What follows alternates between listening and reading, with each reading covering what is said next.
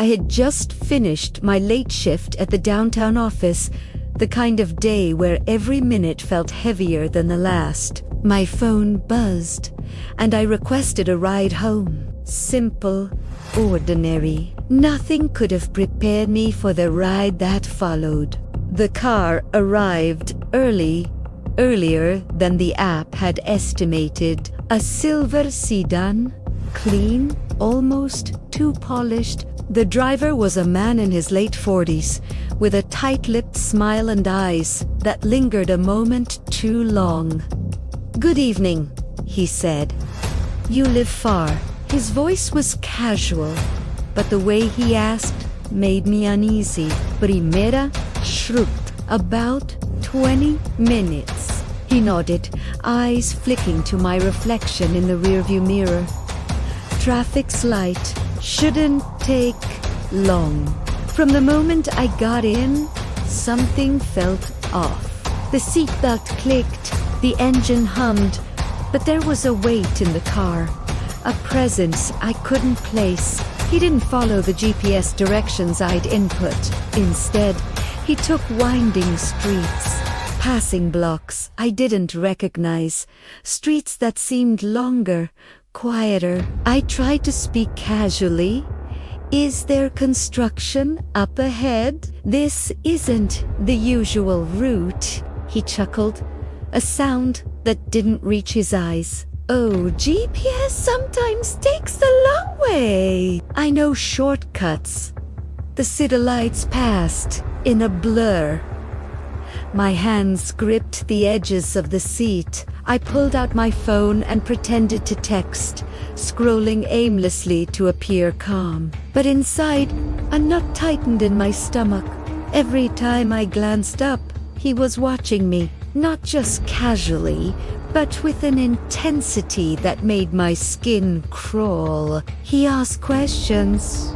My job, my apartment, if I lived alone. I answered briefly, trying to sound normal, but every word felt like it might provoke him further. My mind raced. What if I could get another ride from someone else? But the city was quiet.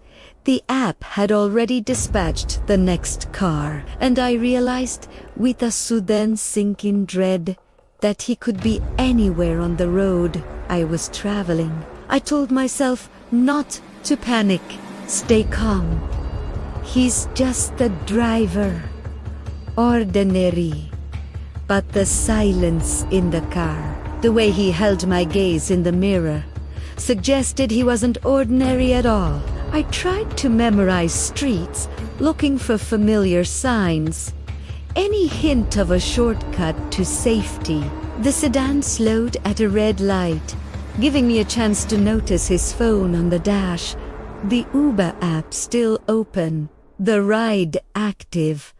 I thought, why wouldn't he log off? Why? Stay on this route. We passed a corner store, open, lit, a possible escape. I had to do something. I need to stop here, I said, voice steady. "I think I left something." He hesitated. A fraction too long, then nodded. "Sure. Take your time."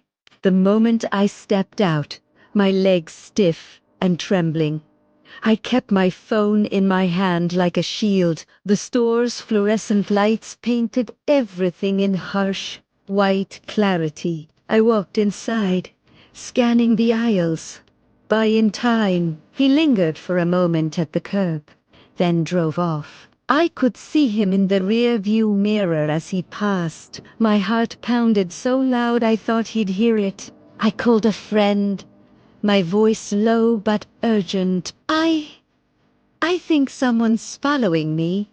Her voice reassured me, but not enough. I left the store, pretending to be casual, moving toward the next block of crowded streets. Every glance over my shoulder made my stomach twist. The silver sedan was gone. That simple fact should have calmed me, but it didn't. I took a longer route, weaving through streets where people still walked, cafes still buzzed, until I finally recognized my neighborhood. I crossed intersections quickly, stayed in the light, and finally reached my building. The key fumbled in my hand as I unlocked the door, and I slid inside, pressing the lock behind me. I leaned against it, letting out a breath I didn't know I'd been holding. Alive. I was alive, but the silence of the apartment, the creak of the floorboards, and even the distant hum of traffic outside reminded me that what had happened was real. The danger had been human, tangible, and it could have ended differently. I sat on the couch, phone in hand, replaying every detail. His smile, the lingering gaze, the way he never logged off. I knew I would sleep tonight, but only lightly. Every car passing my window made me tense. Every shadow in the hallway made me jump. The fear didn't disappear. It had merely retreated, lingering at the edges of my awareness. A reminder that some strangers are capable of following more than just a route. And though I survived, part of me would never get into another car the same way again.